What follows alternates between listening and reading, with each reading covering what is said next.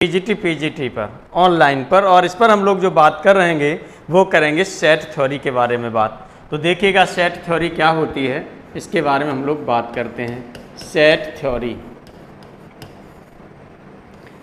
देखिए set theory में जो पहला टॉपिक होता है वो होता है आपका सेट। और जो सेट थ्योरी को जो सबसे पहले इंट्रोड्यूस किया था वो एक जर्मन मैथमेटिशियन थे, जॉर्ज कंटूर। जर्मन मैथमेटिशियन थे जॉर्ज कंटूर। जॉर्ज कंटूर ने इसे पहली बार जो इंट्रोड्यूस किया था वो भी कब इंट्रोड्यूस किया था? In last 19th century. 19th century 19th century में इसे इंट्रोड्यूस किया था फर्स्ट टाइम। तो इसमें हम लोग बात करते हैं, पहले सबसे पहले बात करेंगे सेट की, कि सेट क्या होता है, इस पर हम लोग बात करते हैं।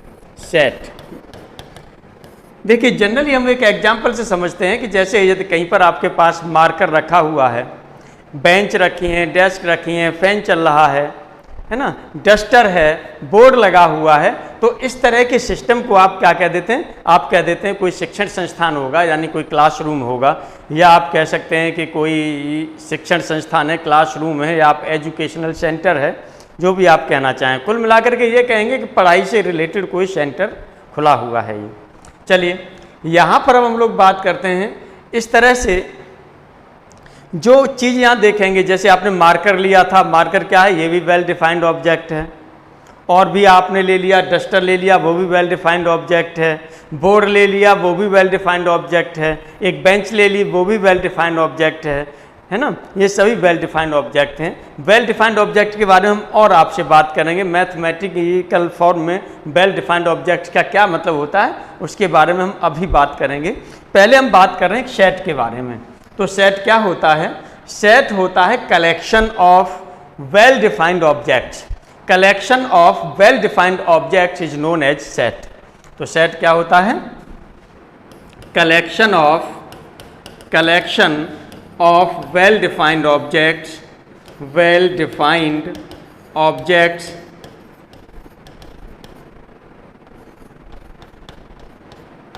Well defined objects is known as set. Is known as set. ये आपका सेट होता है। वेल डिफाइंड ऑब्जेक्ट्स का जो कलेक्शन होता है उसे हम क्या कहते हैं? सेट कहते हैं। अब और ध्यान दीजिएगा, इसे जब हम जो है इसे जो डिनोट किया जाता है वो इंग्लिश अल्फ़ाबेट के कैपिटल लेटर्स के द्वारा डिनोट किया जाता है। जैसे आपने ले लिया capital A, capital B and so on, और आप लेके जाएंगे तो capital X, capital Y, capital Z, इनके द्वारा ये डिनोट किए जाते हैं। अब इसमें जो कुछ एलिमेंट्स होते हैं, यानी हम इसकी बात करेंगे कि जो इसमें वेल डिफाइंड ऑब्जेक्ट्स होते हैं, जो आपने वेल डिफाइंड ऑब्जेक्ट्स ये लिए थे, इन वेल डिफाइंड ऑब्जेक्ट्स को, इन्हीं वेल डिफाइंड ऑब्जेक्ट्स को क्या बोला जाता है? मेंबर ऑफ सेट बोला जाता है। ये बोला जाता है मेंबर्स ऑफ सेट बोला जाता है, या इनको बोला जाता है elements of set. Elements of set बोला जाता है या इसे। अब यहाँ पर हम लोग बात करते हैं कि कोई सेट ले लेते हैं और इससे कुछ एलिमेंट्स भी हम लोग ले लेते हैं। कुछ एक सेट, चलिए हमने ए ले लिया और इसके एलिमेंट हमने ले लिया 2, 3, 5, 8, ये एलिमेंट्स ले लिए, यानी ये आपके क्या हो गए? ये मेंबर्स ऑफ सेट ए हैं। तो इस तरह से जब हम कहते हैं कि 2 यदि ए का एलिमेंट है तो इसे कैसे डिनोट किया जाता है? ये मैथमेटिकली देखिएगा, इसे लिखा जाएगा 2 is an element of A. 2 is an element of A, या इसे बोलते हैं 2 belongs to A. 2 belongs to A. Mathematically में जब इसे लिखते हैं तो कैसे दिखाएंगे? 2 बिलोंग्स टू ए, इस तरह से लिखा जाता है, या इसे बोला जाता है 2 is an element of A. इसी तरह से आप लिख सकते हैं 3 is an element of set A. इसी तरह से लिखा जा सकता है कि 5 is an element of A and 8 is an element of A. इस तरह से ले लिया जाता है। तो इसमें क्या करेंगे कि अभी हमने ये ले लिया आपको कि कर्ली ब्रैकेट से, कर्ली ब्रैकेट्स में इन एलिमेंट को आपने क्या किया है? क्लोज किया है। ये ध्यान रखेंगे। यानी हम ये कह सकते हैं कि जो सेट को जो हम रिप्रेजेंट करते थे कैपिटल लेटर्स के द्वारा रिप्रेजेंट किया जाता है, लेकिन इसके मेंबर्स को जो रखा जाता है या इनके एलिमेंट्स को रखा जाता है वो किसमें, मझले कोष्ठक में रखा जाता है, यानी कर्ली ब्रैकेट्स में रखा जाता है। अब इस तरह से ये आपके समझ में आ गया एलिमेंट्स की बात। अब यदि हम ये कहते हैं कि 2, 3, 5, 8 के अलावा कोई और अगला एलिमेंट ले लें, सपोज कर लीजिए हमने ले लिया 4, तो क्या 4 इसका एलिमेंट है? नहीं है। यदि नहीं है तो इसे कट कर देंगे, तब हम इसे कहेंगे 4 is not an element of set A. 4 is not element of set ए, ये हम बोलेंगे। अब हम लोग यहाँ पर बात करते हैं, वो किस पर बात करते हैं, वेल डिफाइंड ऑब्जेक्ट्स पर बात करते हैं कि ये वेल डिफाइंड ऑब्जेक्ट्स आपका क्या है, इस पर हम लोग बात करते हैं। तो well defined objects, well defined objects, well defined objects, well defined objects की हम लोग बात कर रहे हैं। तो इसका मतलब क्या होता है, वेल डिफाइंड ऑब्जेक्ट्स का मतलब क्या होता है, चलिए मेन हम लोग देख लेते हैं। एक तो होता है इसका डेफिनिट, डेफिनिट और प्लस, डेफिनिट होता है और plus distinct, definite plus distinct, plus distinct, distinct ये होता है। अब यहाँ पर डेफिनिट, डेफिनिट का मतलब क्या होता है, हिंदी में से बोला जाता है सुनिश्चित, सुनिश्चित बोला जाता है ये हिंदी में। सेट को हिंदी में बोला जाता है समुच्चय, सेट को हिंदी में बोला जाता है समुच्चय, और एलिमेंट को बोला जाता है अवयव। तो डेफिनिट हो गया। डिस्टिंक्ट का मतलब क्या होता है, डिस्टिंक्ट का मतलब होता है आपका अद्वितीय, यानी जो डिस्टिंक्ट, यानी ये हम इसको बोलेंगे सुस्पष्ट, सुस्पष्ट। चलिए सुस्पष्ट लिख देते हैं इसे, सुस्पष्ट ये लिख दिया। सुस्पष्ट का मतलब क्या होता है, सुस्पष्ट का मतलब होता है कि यानी एक एलिमेंट एक ही बार हो, 2 या 2 से अधिक बार नहीं होना चाहिए। एक एलिमेंट एक बार हो यानी 2 या 2 से अधिक बार नहीं होना चाहिए। तो इस तरह से हम यहाँ सुस्पष्ट पर हम क्या लिख सकते हैं, हम इस पर ये भी लिख सकते हैं कि 2 or more elements are not same, 2 or more elements are not same। तो चलिए यहाँ लिख देते हैं हम, सुस्पष्ट का मतलब है 2 or more elements, more elements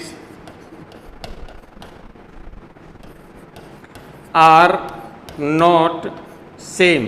इसका मतलब हो गया कि किसी एलिमेंट की रिपीटेशन नहीं होनी चाहिए, किसी भी एलिमेंट की रिपीटेशन नहीं होनी चाहिए। तो उसे हम कहेंगे सुस्पष्ट। जैसे एक से अधिक यदि लोग होते हैं, किसी भी गांव में ले लीजिए, गांव में एक से अधिक नाम के 2 व्यक्ति होते हैं और कोई व्यक्ति आके पूछता है, कोई बाहर से आया हुआ व्यक्ति पूछता है कि भाई अब फलाने का मकान कौन सा है, तो वहाँ पर क्या होता है, फिर एक सुस्पष्टता नहीं रहती कि पता नहीं फलाने रामू के यहाँ जाएगा या इन रामू के यहाँ जाएगा। तो वो सुस्पष्ट करना पड़ता है, यानी एक ही हो।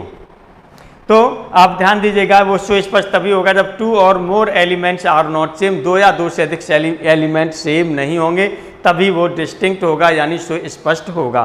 तो इसीलिए अब आपकी ये बात समझ में आ जाएगी कि यदि सेट की यदि हम बात करें, सेट ए है, सेट ए है, तो हम यहाँ पर 2, 3, 5, 6, A, B इस तरह से ये एलिमेंट्स लिख सकते हैं। इसको हम कोई रिपीटेशन में नहीं रखेंगे, यानी जैसे हम ये लिखना चाहें 2, 2, 5, 6, A, B, यदि इस तरह से लिखना चाहें तो ये लिखना हमारा क्या होगा, गलत होगा, क्योंकि यहाँ पर 2 एलिमेंट की क्या हो रही है, रिपीटिंग हो रही है, यानी इसे आपको 2 बार लिखा है। यदि ये सेट आपको लिखना है तो सेट में सिर्फ और सिर्फ एक ही बार लिखा जाएगा 2, ये आपको ध्यान रखना है। तो चलिए अब यहाँ पर हम लोग जो बात करते हैं, ये हमने लिया, कुछ एग्जाम्पल्स लेते हैं और एग्जाम्पल से समझेंगे कि वो हमारे सेट हैं या नहीं है, ये अब हम लोग देखते हैं। तो चलिए इसके लिए एग्जाम्पल्स की हम लोग बात कर लेते हैं। एग्जाम्पल्स में हम क्या करते हैं, नंबर ऑफ, चलिए एग्जाम्पल ग्रेसिया, नंबर फर्स्ट हमने ले लिया, इसमें number of number of girls in the college, number of girls in the college, यानी जो कॉलेज में लड़कियों की संख्या है, कॉलेज में जो लड़कियों की संख्या है, ये क्या होगा, एक सेट होगा। ये क्या होगा आपका, एक सेट होगा। एक नाम की दो लड़कियां हो सकती हैं लेकिन फेस अलग अलग होंगे, है ना, या एक फेस की दो लड़कियां होंगी तो उनके नाम अलग अलग होंगे। तो इस तरह से वो क्या हो जाता है, सुस्पष्ट हो जाता है। इसी तरह से number of girls in the college ले लिया। चलिए नंबर सेकंड में हमने एक एग्जाम्पल और ले लेते हैं। Number of students, number of students in the class, ये क्लास में स्टूडेंट्स की नंबर ले लिया, ये भी आपका क्या होगा, सेट होगा, ये भी सेट हो जाएगा। अब देखिएगा यहाँ पर हम लोग एक एग्जाम्पल और लेते हैं और वो थर्ड एग्जाम्पल है आपका, और वो आपका थर्ड एग्जाम्पल है, और ये हमने ले लिया the collection of good students in the class, collection of good students in the class, ये हमने ले लिया। Collection of good students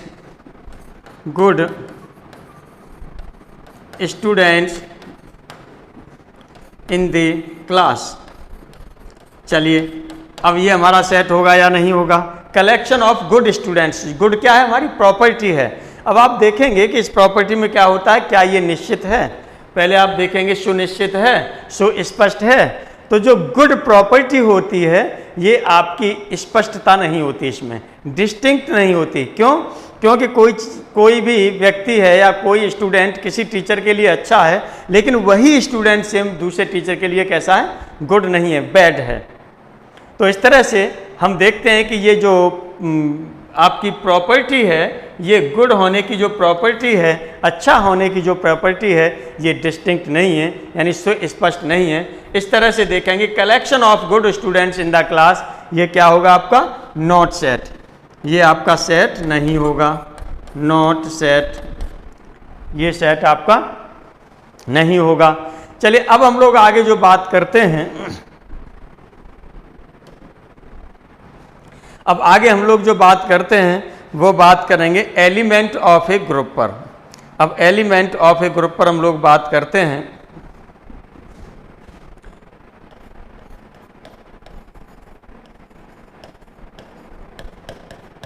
elements of A group, एक ग्रुप लेंगे एलिमेंट्स का और इसी से हम क्या बनाएंगे, सेट बनाएंगे। एक एलिमेंट्स ले लेंगे और इसी से हम क्या करेंगे, सेट बनाएंगे। चलिए एलिमेंट्स ले लीजिए। एलिमेंट्स में आपने क्या ले लिया, सपोज कर लीजिए आपने ले लिया ए, उसके बाद बी लिया, फिर ए लिया, सी ले लिया, ए ले लिया, बी ले लिया, ए ले लिया, सी ले लिया, बी ले लिया, डी ले लिया, ए ले लिया, बी, सी, ई, डी, सी, एफ, ई, एफ, सी, डी, ए, बी। सपोज कर लीजिए ये एलिमेंट्स आपने ले लिए। अब यहाँ पर ये देख रहे हैं कि जो ये आपने क्या लिया है, एलिमेंट्स ऑफ ए ग्रुप, एक ग्रुप ले लिया, उसके ये एलिमेंट्स ले लिए। अब जो एलिमेंट्स आपने लिए हैं, इसी एलिमेंट्स पर हम क्या करेंगे, इन्हीं एलिमेंट्स से हम क्या बनाएंगे, सेट बनाएंगे। तो सेट हमें बनाना है, चलिए सेट बनाते हैं। यदि सेट हम लोग लेते हैं तो सेट क्या हो जाएगा, यहाँ से सेट इक्वल टू, आपने क्या लिया था, आपने कहा था कि जो ग्रुप है, इस ग्रुप में से एक एलिमेंट एक बार रखा जाएगा, यानी एक कितने भी बार आए लेकिन उसमें से एक बार ही रखा जाएगा, ये है। या आप ऐसा भी कर सकते हैं कि पहले जितने ए हैं उनको एक साथ लिख लें, फिर बी को एक साथ लिख लें, फिर सी को एक साथ लिख लें, फिर डी को एक साथ लिख लें, एंड सो ऑन, ऐसे ही आगे एक साथ लिखते चले जाएं। तो इसे हम क्या बोलेंगे, लिस्टेड, यानी इसको लिस्ट किया जा रहा है। और कॉमा, जैसे यहाँ कॉमास लगे उसी तरह से वहाँ पर कॉमा से इसे आप क्या कर लेंगे, अलग अलग कर लेंगे। तो चलिए इसका जब हम सेट तैयार करते हैं तो सेट में आपका क्या हो जाएगा, आप देखेंगे जो एलिमेंट है पहले ए, ये ए देखिएगा कहाँ पर है ए, और ए आपका कहीं और भी है, ये है। अब यहाँ पर आप देखेंगे कि जो ए एलिमेंट है वो आपको क्या करना है, कितने बार भी लिखा हुआ है ग्रुप में, लेकिन ये आपको एक ही बार लिखना है। तो आपने ए लिख दिया, कॉमा, अब क्या करेंगे, बी एलिमेंट देखेंगे कहाँ कहाँ लिखा हुआ है। एक बी एलिमेंट यहाँ पर है, एक बी एलिमेंट यहाँ है, एक बी यहाँ है, एक बी यहाँ है और एक बी आपके पास यहाँ है। तो जितने भी बी हैं उनमें से बी आपको क्या लेना, केवल एक लेना है। तो आपने ये बी ले लिया, कॉमा। इसी तरह से सी की बात करें तो जितने भी सी हैं उनमें से एक सी लेना है, सी सी सी सी सी, इनमें से एक सी आपको लिखना है, ये सी लिख दिया। इसके बाद में आप क्या करेंगे, अब आप डी ले लीजिए। यहाँ पर देखिएगा डी डी डी, अब इसमें से एक बार डी लिखेंगे। इसके बाद आपको क्या लेना है, आगे देखिएगा क्या रहा, ई, तो ई ले लिया आपने, ई भी एक बार लिख दिया। अब इसके बाद में आपने क्या लिखा, एफ। एफ देखिएगा जितनी बार है उनमें से एक बार आपको एफ भी लिखना है। इसके बाद और कोई एलिमेंट, अब कोई एलिमेंट नहीं छूट रहा है। तो इस तरह से ये आपका क्या हो गया, सेट हो गया। इस तरह से ये क्या हो गया आपका, ये सेट हो गया। यानी यहाँ पर आपने देखिए एलिमेंट्स ऑफ ए ग्रुप लिया और एलिमेंट्स ऑफ ग्रुप से आपने क्या बनाया, एक सेट बना दिया। इस सेट का कुछ नाम आप देना चाहें, ए बी सी डी, तो आप आराम से दे सकते हैं। चलिए अब हम बात करते हैं रिप्रेजेंटेशन ऑफ ए सेट की। अब हम लोग बात करते हैं representation of a set. Representation of a set. Set के रिप्रेजेंटेशन की बात करते हैं तो सेट को रिप्रेजेंट करने के हमारे पास कितने मेथड होते हैं, दो मेथड होते हैं, टू मेथड्स। तो हम कह सकते हैं इट रिप्रेजेंटेड बाई, या a set can be represented by two methods. A set can be represented by two methods. दो मेथड्स के द्वारा इसे रिप्रेजेंट किया जा सकता है। नंबर फर्स्ट इसे हम क्या बोलते हैं, टेबुलर फॉर्म या टेबुलर मेथड या टेबुलेशन मेथड भी बोल देते हैं कुछ लोग। तो पहला आपका ये हो गया टेबुलर मेथड आप लिखते हैं, या टेबुलर फॉर्म। इसी को क्या बोला जाता है, इसी को बोला जाता है सारणीयन विधि। सारणीयन विधि या और क्या बोला जाता है, इसको रोस्टर मेथड भी बोला जाता है। रोस्टर मेथड भी बोला जाता है इसे, और इसे बोलते हैं हिंदी में भी इसे रोस्टर मेथड ही लिखते हैं या रोस्टर विधि लिख देते हैं। दूसरा आपका क्या है, दूसरा आपका होता है प्रॉपर्टी मेथड। दूसरा होता है प्रॉपर्टी मेथड, यानी प्रॉपर्टी मेथड का मतलब हो गया गुण विधि या, और इसी को बोला जाता है सेट बिल्डर फॉर्म। इसे ही बोला जाता है आपका सेट बिल्डर फॉर्म या सेट बिल्डर मेथड, यानी समुच्चय निर्माण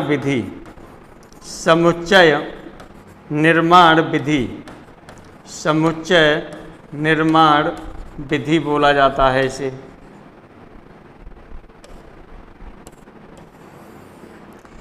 चलिए अब किस तरह से रिप्रेजेंट करेंगे, इन दो मेथड के द्वारा किसी सेट को रिप्रेजेंट किया जाएगा। अब हम जो रिप्रेजेंट करते हैं, पहला हम लोग लेते हैं टेबुलर मेथड, या इसको क्या नाम दिया जाता है, रोस्टर मेथड भी नाम दिया जाता है। चलिए अब हम लोग बात करते हैं। तो फर्स्ट हमने यहाँ पर उठा लिया आपका रोस्टर मेथड।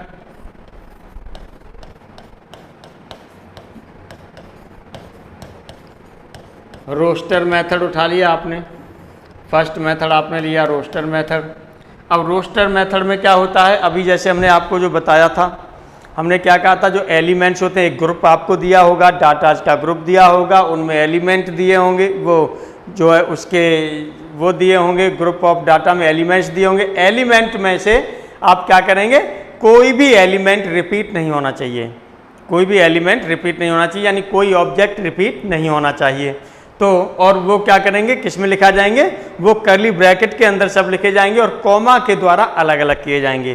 तो पहली चीज़ हमने क्या बताया, इनको पहले आप लिस्टेड करते हैं, यानी in tabular method all elements are listed, यानी जितने भी एलिमेंट्स होते हैं वो पहले क्या किए जाते हैं, लिस्टेड किए जाते हैं, और क्या किए जाते हैं, और सेपरेटेड बाई द कॉमाज, और कॉमाज के द्वारा सेपरेट किए जाते हैं, and closed in curly brackets, और कर्ली ब्रैकेट में क्या किए जाते हैं, क्लोज्ड किए जाते हैं। तो चलिए, जैसे हमने बताया आपको, कर्ली ब्रैकेट में हम क्या करेंगे, क्लोज करेंगे, और जो भी एलिमेंट्स होंगे उनको हम कॉमास के द्वारा क्या करेंगे, अलग अलग करेंगे। ये हमने बताया रोस्टर मेथड में। यदि इस पर एग्जाम्पल भी आप लेना चाहें तो आप एग्जाम्पल ले सकते हैं। रोस्टर मेथड में कोई सा भी आप एग्जाम्पल ले लीजिए, जैसे अभी ग्रुप ऑफ डाटा वाला हमने एग्जाम्पल लिया था, उसको भी आप ले सकते हैं। और भी यदि आप एग्जाम्पल लेना चाहें तो और भी आप एग्जाम्पल्स के फॉर्म में ले सकते हैं। जैसे एक हमने ले लिया कि फॉर एग्जाम्पल के लिए हमने लेना चाहे तो ये फॉर एग्जाम्पल यानी एग्जाम्पल ग्रेसिया फर्स्ट। यहाँ पर हमने ले लिया कि एक सेट है आपके पास ऑल इवन नेचुरल नंबर्स का, यानी a set of all even natural numbers, a set of all even natural numbers, एक आपके पास इवन नेचुरल नंबर्स का सेट है, एक आपके पास इवन नेचुरल नंबर्स का सेट है ये। अब इसे कैसे लिखेंगे, चलिए सेट हमने मान लिया ए है, सेट ए आपने ले लिया, ऑल इवन नेचुरल नंबर्स, तो नेचुरल नंबर्स की बात कर रहा है, ऑल इवन नेचुरल नंबर्स, तो नेचुरल नंबर में ध्यान दीजिएगा, नेचुरल नंबर जो होते हैं वो क्या होता है, 1 2 3 4 5 6 7 8 इस तरह से चलते हैं। तो इसमें से जो इवन है, इवन आपका क्या होगा, 2 हो गया, 4 हो गया, 6 हो गया, 8 हो गया, एंड सो ऑन। ये आपके पास क्या हो जाएगा, एक सेट हो जाएगा, और ये सेट आपका क्या बोला जाएगा,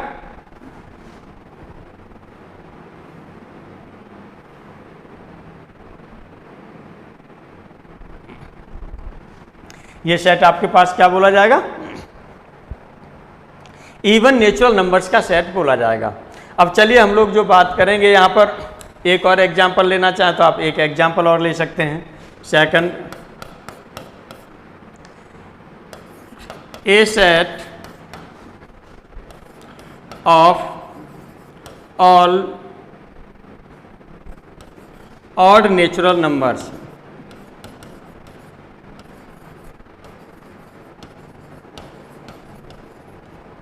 अब यहाँ पर देखेंगे तो ये हमने मान लिया बी सेट है, इसमें एलिमेंट क्या हो जाएंगे, ऑल ऑड नंबर की बात कर रहा है, ऑड नंबर्स हैं वो भी नेचुरल नंबर्स, तो इसका मतलब 1 3 5 7 एंड सो ऑन, ये आपके सेट्स ये हो गए। अब यदि यहीं पर हम लोग एक चीज़ और यहाँ पर लिखना चाहें कि यदि हमारे पास कोई भी सेट है, हमारे पास कोई भी सेट है और उसके एलिमेंट्स आगे या पीछे हो जाते हैं दूसरे सेट में, तो वो इक्वल ही होंगे। जैसे सपोज कर लीजिएगा, मैं यहाँ पर आपको बता रहा हूँ कि एक हमारे पास सेट ए है और इस ए के जो एलिमेंट्स हैं ये हमने मान लिया A B C D E, ये एलिमेंट्स हैं, और दूसरा सेट मैंने मान लिया ये बी है, हमारे पास दूसरा सेट बी है, और इसके एलिमेंट्स यदि यहाँ पर क्या कर दिए जाएँ, एलिमेंट्स इसके ये कर दिए जाएँ कि जैसे बी हमने पहले लिख दिया, फिर ई लिख दिया, उसके बाद में सी लिखा, फिर डी लिख दिया, फिर ए लिख दिया। तो इसका मतलब ये है कि इस चीज़ को हम इस तरह से भी लिख सकते हैं, यानी यदि इसमें ऑर्डर हमारा चेंज हो रहा है तो कोई प्रॉब्लम वाली बात नहीं है, ये सेम ही है, दोनों आपके कैसे हैं, सेम सेट हैं, ए और बी दोनों इक्वल सेट हैं, सेम सेट हैं, कोई प्रॉब्लम वाली बात नहीं है इसमें। तो चलिए यहाँ पर आगे अब हम लोग बात करते हैं दूसरी सेट बिल्डर फॉर्म पर या सेट बिल्डर मेथड पर बात करते हैं।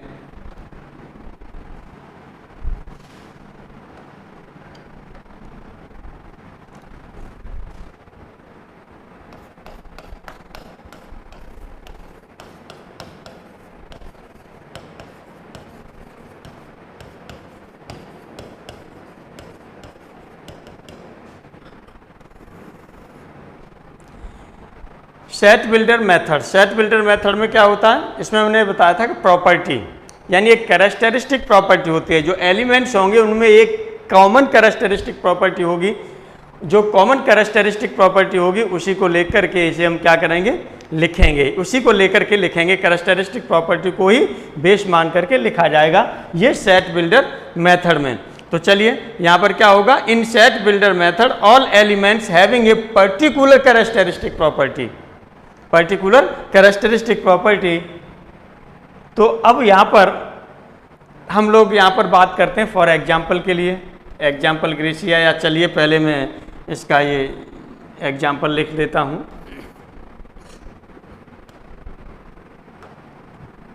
पहले इसकी वो लिख लीजिए, डेफिनेशन लिख लीजिए। यहाँ पर लिखेंगे आप इन सेट बिल्डर फॉर्म, इन set builder form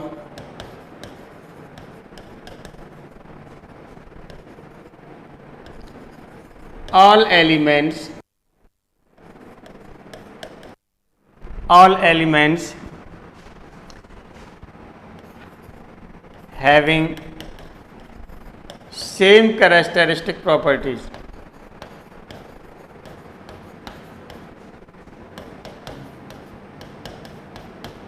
same characteristic property,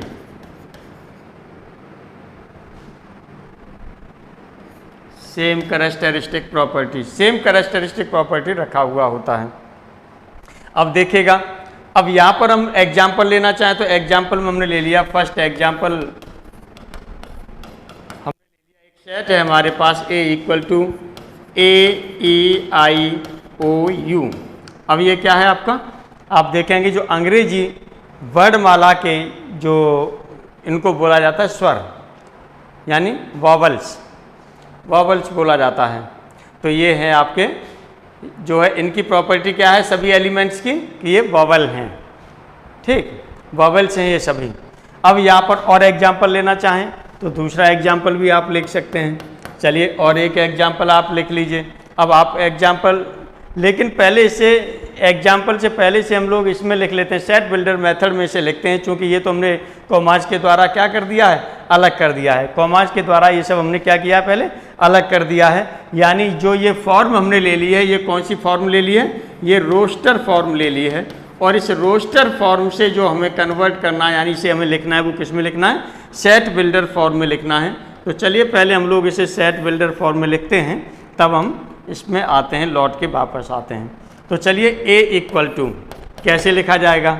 अब ये क्या है, ये AEIOU, ये क्या है, वॉवल है। कोई भी एक वॉवल ले लेंगे, तो ये ले लिया आपने X सच दैट, इसे लिखेंगे तो X such that, X such that हो गया, X is A, X is, अब X यहाँ पर क्या है, X is an vowel in English alphabet, English alphabet. अब देखिएगा यदि हम लिखेंगे तो क्या लिखेंगे, एक्स आपका क्या है, जो इंग्लिश अल्फ़ाबेट का क्या है, वॉवल है। अब यहाँ पर हम लिखते हैं तो क्या हो जाएगा, इन वॉवल की बात करें तो कितने अल्फ़ाबेट हैं, वो ए भी हो सकता है, ई भी हो सकता है, आई भी हो सकता है, ओ भी हो सकता है और यू भी हो सकता है। चारों में से कुछ भी हो सकता है, इसलिए एलिमेंट्स में आप क्या करोगे, चारों को ही लिखेंगे यहाँ पर। यानी इसकी प्रॉपर्टी जो आप लिखेंगे, ये चारों ऐसे ही लिखेंगे, पाँच हैं आपके पास ये वॉवल्स। तो और यदि इसे लिखना चाहें तो आप लिख सकते हैं एक्स सच दैट, यानी सच दैट या तो ऐसे लगा दें या फिर इस तरह से लकीर खींच दें। तो ये भी आपका हो जाएगा x is an vowel in English alphabet.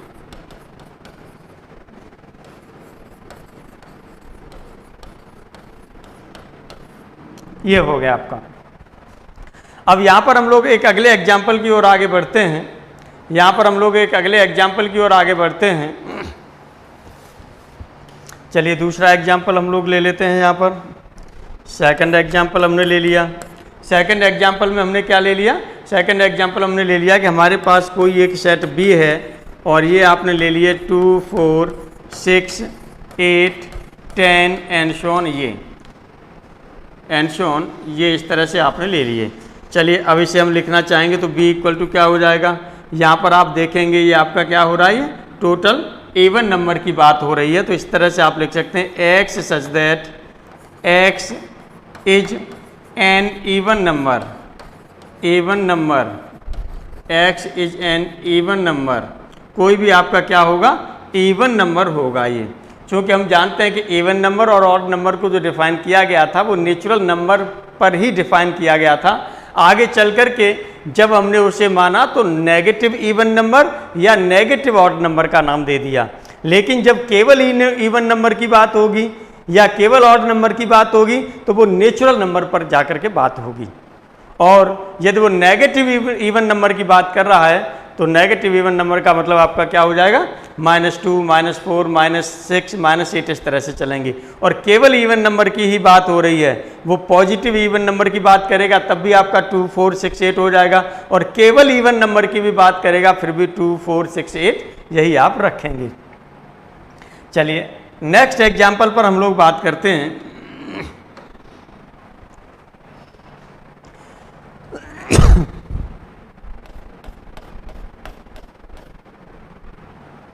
अब हम लोगों ने क्या किया, थर्ड एग्जाम्पल ले ले रहे हैं, एक एग्जाम्पल और आगे ले ले रहे हैं। अब इस एग्जाम्पल में हमने सपोज कर लीजिएगा ये ले लिया, यहाँ से ये एक सेट C ले लिया और इसके एलिमेंट ले लिए हमने 1, 4, 9, 16, 25 एंड सो ऑन, ये आपने ले लिए। अब इसे हम लिखना चाहेंगे तो इसे क्या लिख देंगे, इसे क्या लिख देंगे, इसे आप लिखेंगे x सच दैट। अब यहाँ पर देखिए इनकी क्या प्रॉपर्टी है, यहाँ पर आप देख रहेंगे 1 का स्क्वायर, 2 का स्क्वायर, 3 का स्क्वायर, ये आपका 1 का स्क्वायर हो गया, ये 2 का स्क्वायर हो गया, 3 का स्क्वायर, 4 का स्क्वायर, 5 का square and so on, square आपके होते चले जा रहे हैं। तो इसे आप क्या लिख सकते हैं, इसे आप यदि लिखना चाहें तो आप लिख सकते हैं नेचुरल नंबर का स्क्वायर आप बोल सकते हैं। तो x such that x is a square of a natural number, of a natural number. एक तो आप इसे इस तरह से लिख सकते हैं, और आप क्या लिखते हैं, और आप इसे क्या लिख सकते हैं, चलिए और भी आप लिखना चाहें तो ये भी लिख सकते हैं x such that x equal to n square, x equal to n square. और यहाँ पर आप दिखा सकते हैं जो n की वैल्यू है वो 1, 2, 3, 4, 5 एंड सो ऑन ये होगी। और भी यदि इसे लिखना चाहें तो क्या लिख सकते हैं, ये हो जाएगा x such that x equal to n square, ये लिख सकते हैं। और आप लिख सकते हैं n belongs to capital N, n belongs to capital N, आप ये भी इसे लिख सकते हैं। इस तरह से एक एग्जाम्पल और हम लोग ले लेते हैं। ये हमने एग्जाम्पल ले लिया, फोर्थ एग्जाम्पल ले लिया हमने, एक हमने सेट D ले लिया और D सेट में हमने आपको क्या दिखाया, ये दिखाया 1, 8, 27 और 64 एंड सो ऑन, इस तरह से ये दिखा दिया। तो इसे यदि आप लिखना चाहें तो क्या लिख सकते हैं, ये हो जाएगा आपका x such that x equal to, ये हो जाएगा आपका n की power 3।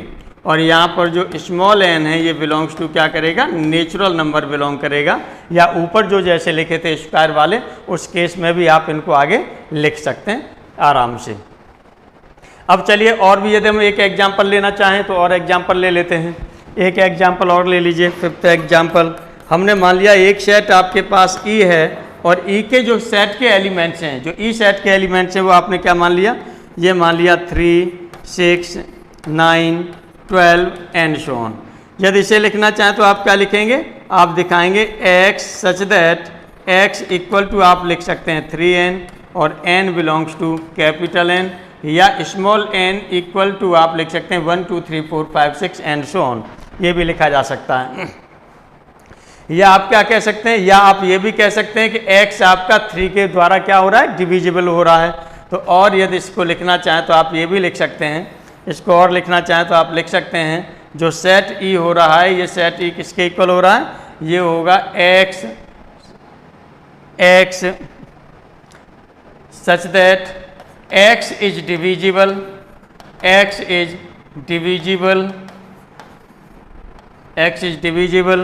By 3, x is divisible by 3, इस तरह से भी आप इसे लिख सकते हैं। चलिए अब आगे हम लोग और बात करते हैं। जैसे एक सेट हमने ले लिया, एक सेट हम लोग यहाँ से ले रहे हैं और उसे हम टेबुलर फॉर्म में जो है लिख रहे हैं, उसे सेट बिल्डर फॉर्म में आप क्या करेंगे, कन्वर्ट करेंगे। सेट बिल्डर फॉर्म में आप क्या करेंगे, कन्वर्ट करेंगे। तो चलिए एक सेट, एक तरफ हम टेबुलर फॉर्म लिख रहे हैं और एक और क्या करेंगे, उसकी सेट बिल्डर फॉर्म। तो चलिए इधर हमने लिख दिया टेबुलर फॉर्म इधर हमने ले ली, और सेट बिल्डर फॉर्म हम क्या करेंगे, इधर ले लेंगे। Set builder form set builder form आप इधर ले लेंगे। सेट बिल्डर फॉर्म में टेबुलर फॉर्म, तो टेबुलर फॉर्म में अब आप क्या करेंगे, एक सेट को ही हमने ले लिया और सेट को हमने डिनोट कर दिया। जो सेट को हम डिनोट कर रहे हैं वो हमने कर दिया 1 3 5 एंड सो ऑन, ये सेट हमने डिनोट कर दिया।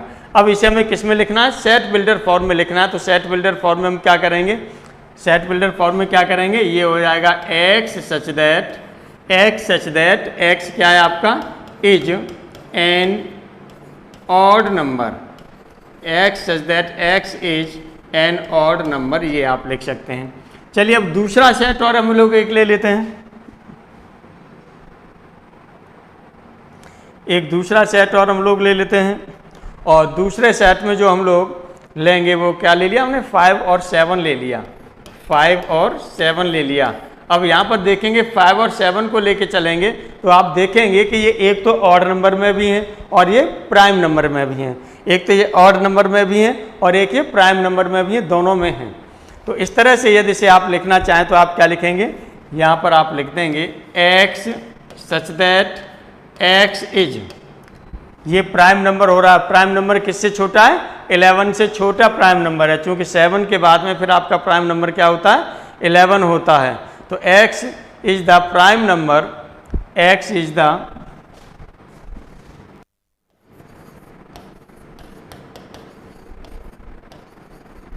प्राइम नंबर, x आपका प्राइम नंबर है और किस तरह से है, ये है कि 3 से तो बड़ा है x लेकिन 11 से कैसा है, छोटा है। 3 से बड़ा है और 11 से छोटा है। और भी यदि यहाँ पर लिखा जाए तो यहाँ पर आप ये भी लिख सकते हैं कि, और इसे लिखें तो आप लिख सकते हैं x such that x is, अभी आपका क्या है, ऑड नंबर है, इज एन ऑड नंबर, ये आपका ऑड नंबर है। और ऑड नंबर जो आप दिखाते हैं वो कैसे दिखाते हैं, ये आप दिखाते हैं ऑड नंबर यदि आप दिखाते हैं तो आप कह सकते हैं ऑड नंबर, और ये ग्रेटर देन किससे हो जाएगा, 3, greater than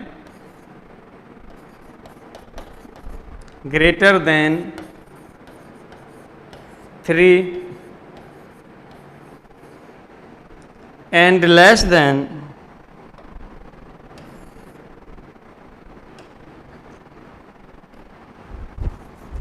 and less than 9 and less than 9, ये हो जाएगा आपका। अब हम लोग आगे इस पर जो बात करेंगे वो बात करेंगे cardinal number of a set पर।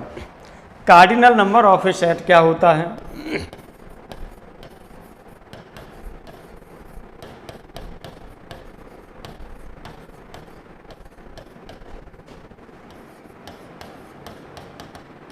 Cardinal number of a set पर हम लोग बात करते हैं। तो कार्डिनल नंबर ऑफ सेट क्या होगा, ये ध्यान दीजिएगा, ये कार्डिनल नंबर हम इधर लेके चल रहे हैं, उसको आपने उधर डिनोट किया था। Cardinal number of a set क्या होता है, तो यहाँ पर जो नंबर ऑफ एलिमेंट्स होते हैं किसी सेट में, किसी भी सेट में नंबर ऑफ एलिमेंट्स होते हैं, वही आपका क्या कहलाता है, कार्डिनल नंबर ऑफ सेट कहलाता है। तो आप क्या लिखेंगे, कार्डिनल नंबर ऑफ सेट में आप लिखेंगे number of elements in a set, number of elements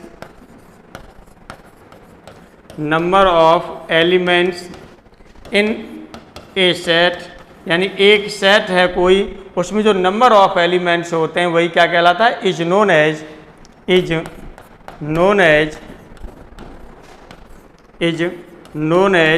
cardinal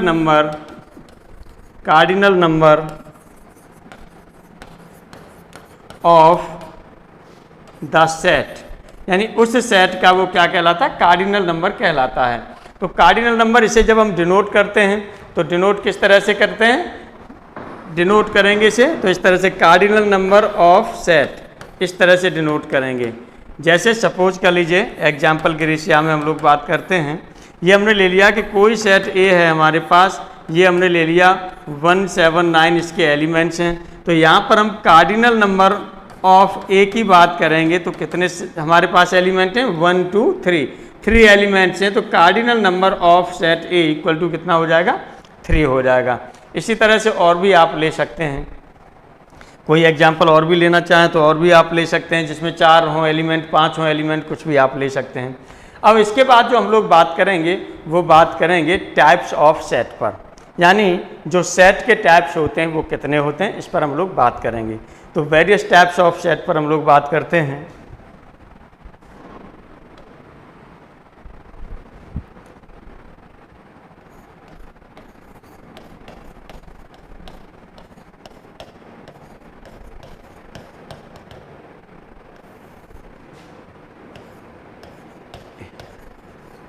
यानी समुच्चय के प्रकार।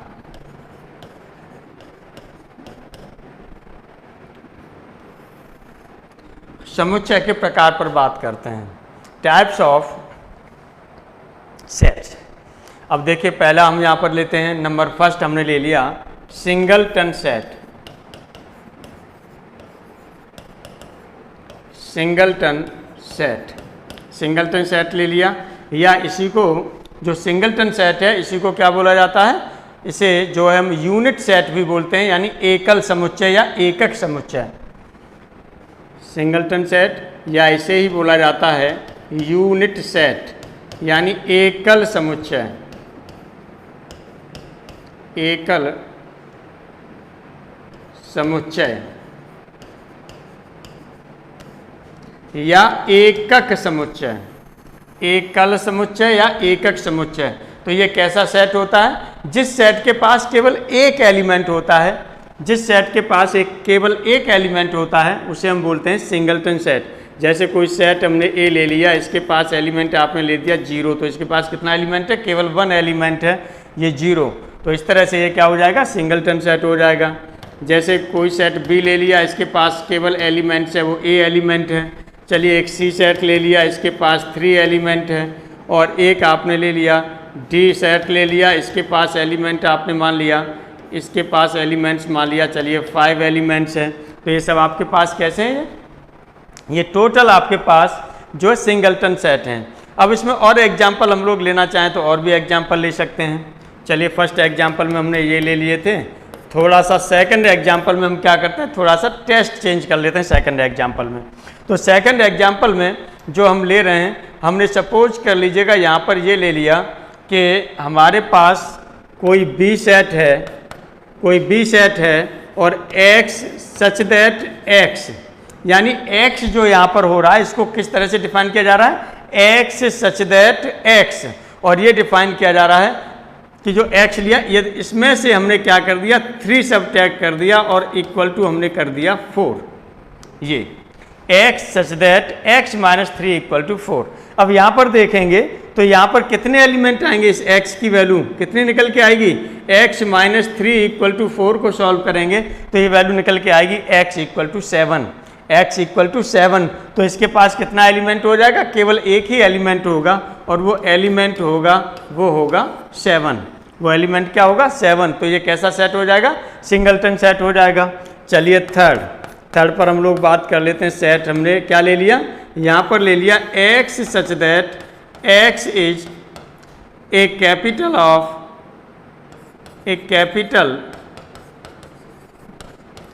इंडिया, कैपिटल ऑफ इंडिया, यानी इंडिया की जो कैपिटल है उसको आपने क्या लिखा है, x लिखा है।